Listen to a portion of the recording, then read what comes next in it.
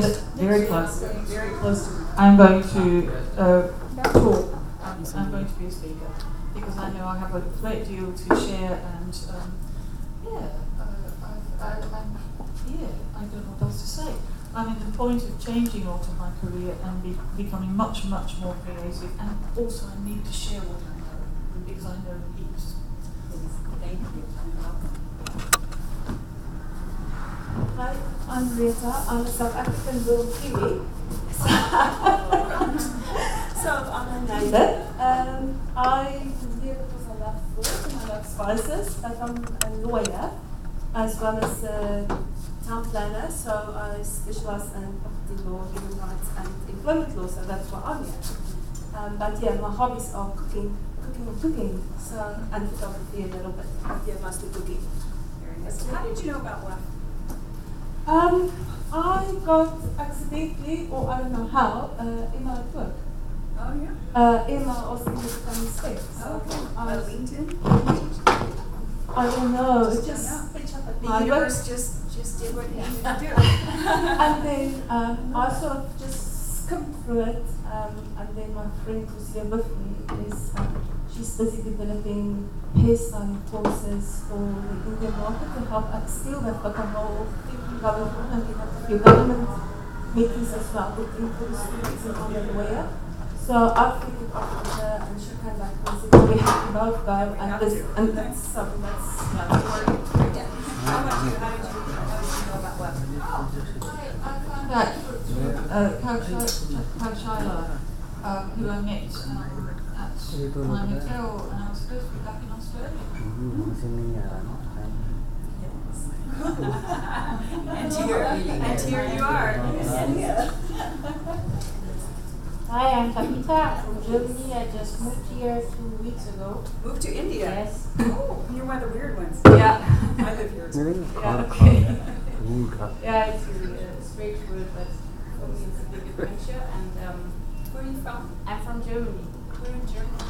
From a very little village near Cologne. I worked in Hamburg for 3.5 years. She's German as well. It's fun. You can converse in German a little bit. But you live in Yes, I am American with German family. Oh, that's great. Please tell us about it. Oh, that's great.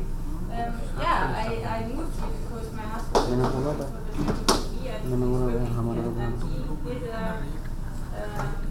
kind of we had a shooting with what's her name? The one who's organizing all this thing, Marlene Rores. And he said, you have to go here, you have to go. And I said, okay, I will go here. And my work is about nutrition and fitness. Yeah, I just find out. And all of that, so I find out. Very nice. Well, welcome to you. Thank you very much. Where are you? Where do you? In Delhi? Yes, there we go. We'll have to have lunch. Yeah. Okay, Jamie. I'm Jenny, and I'm from the U.S. We were here last year, and so we're here again. That's how I heard about it. Hello, my name is Shubham Dixit. I'm president of Life Vision for Engineers. I designed the program for for engineers in India because there's a big problem in India. For engineers, every year passing away about 160,000 students coming from the college and they don't have any jobs. 80% of engineers, they are not employable. So it's a huge problem. So I just designed the program to help them to get the better jobs in India.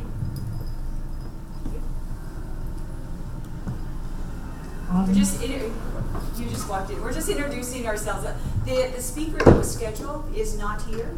But the really great news is we have Trey Hatch, who's in America, and she's a professional gourmet chef, has her own TV show in the U.S., and is going to be speaking to us about spices and beyond. So they were getting some tech things lined up, so we're just introducing ourselves. I'm Mary White. I'm a counsellor and hypnotherapist from the UK. How did you learn about WEF? I had an email. I'm not quite sure where it came from, but I do. Very mysterious, but I do run a women's networking group in England called WIRE, which is Women in Rural Enterprise, which is a national organisation, and I run the group in Kent. And I think I may have got it through Wire. It's great to be here. Good morning, everyone. Thanks to be like we all are an extended family. So thank you so much for being there. I'm a Ayurvedic physician and a trophology expert. You know, trophology is a food combination to cure people and to maintain their health and elevate their health. So I do that since last 32 years. Maybe over 1 lakh patients I have given them a transformation and created freedom in the area of health and fitness. Okay, and what my mission is to create a new hospital in Rajasthan from where I belong to, and that is the reason why I'm here to expand my expertise to know people that what exactly I do. And we're going to have near Mumbai, 2 hours away from Mumbai, a kind of a residential retreat where they'll be treated with the right combination of food for all types of ailments, with everything integrated in under one roof with yoga, pain management, and all is going to be through herbs and through food. Yes. Yeah. Thank you so much. It's like rebooting your mind. Yes, body, rebooting everything in life and create a transformation in the area of health. Yeah. And how did you learn about WEF? How did you learn about WEF? This is my friend Priya. She knew Harbin. They were together for many years, and that's why she told me to come down here. So, thank you so much. Thank you. Okay. I think we got her right. Okay. All right. So we're in for a big treat, and I'll just let Trey do what she does best. Well, I assume we're all here because we all are interested in food, right? Are we all foodies? Pretty much? We love food. Yeah. Food is life. Food is life. So because I've just been asked to sort of step in, and what I'd like to invite you to do is be in a moderated session, and I'll be the moderator, and we are going to share. If that kind of discussion excites you, let's talk about food, because really is there anything funner to talk about? There isn't. So to lead off, maybe it would be fun for me to share with you my aha moment when I recognized that passion for food is such a gift. And that was when I was 12 years old. I was in New York City with my mom and my dad over my birthday. And does this sound right to you, or does this sound weird? Because to my ears, the microphone sounds weird. Can you bring the reverb down a little bit? Reverb's a little high.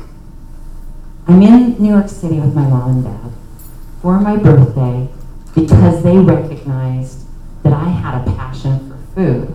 They took me to the Four Seasons for dinner. And it was my first experience in a world-class premium restaurant. And there was an attendant at each corner of the table. And I remember ordering, because all things are anchored in what I ate that day, all memories. I remember ordering a Grand Marnier souffle, flambé, served with a warm Valrhona chocolate sauce on top. And you had to order it at the beginning so it would be done by the end of the meal. And when the white-gloved waiters came out, is anybody resonating with this experience? As a 12-year-old, the white-gloved waiters came out and they presented this puffed souffle, and it was steaming. And then he took it and he put a knife through it, and all the steam escaped. And I thought, oh no, it's gonna fall. And it did. And it was that moment that he flambéed it with Grand Marnier. And then, it was so wonderful. When the flames subsided, he had a chafer warming this Valrhona chocolate sauce, and he put with with a silver decanter, and he just lifted the silver decanter up, and a stream of premium chocolate. And in the States back then, because this was a long time ago, this is probably, nearly 38 years ago, we didn't have premium chocolate. And it drizzled, and the orange and the spice and the souffle and the chocolate. And it was at that moment, and then I took my first bite and I just about fell off of it because I'd never had anything so dreamy in my whole life. And it was at that moment I realized that food was more than keeping us alive. Food can be the performance. Food can be the experience. Food can be anthropological. Food can identify the trade routes of different peoples, and we can discover, if you go to an archaeological dig and they discover remains, the very first thing they do is they examine what were they eating, what was available during that time period, what did they have with them in their satchels that they were eating. And so it kind of opened up the world of discovery to me. In that same year, has anyone ever seen Julie and Julia, the movie about Julia Childs? Yeah, and then you gave me that book. Well, when I was 12, I received The Joy of Cooking, both volumes. And I was such a nerdy kid. Clearly, I didn't have any friends because I spent a whole year cooking my way through it, every recipe at 12. And so, to launch off our discussion, I just think it's so fun to give ourselves such approval for having the gift of the love of food and of cooking. And so to sort of launch into spices, and that's why we all came, it'd be really fun to identify a few things. First off, who knows what the word curry means? Anybody? Curry? Yes. Curry is curry patta. We have the neem leaves, which we use it for seasoning and getting, which has got the best property of it is anti-inflammatory. Yes. Curry leaf itself is its own plant. It is anti-diabetic also. Yes. Yes. Yes, curry is a magnificent plant. But the word curry, it means seasoned. Seasoned. The word sambal in Indonesia, another form of curry, means seasoned. Cajun dust, it's seasoning. Chili powder, it's seasoning. What's so cool is that every culture on Earth, with the exception of the Eskimos, have a name for their ubiquitous regional seasoning blend or combination of things. And that's true for every culture on Earth, except for the Eskimos. They have a limited resource. If you're eating whale blubber, you don't have access to things to season with. I guess that would be my guess. I don't know the science on that.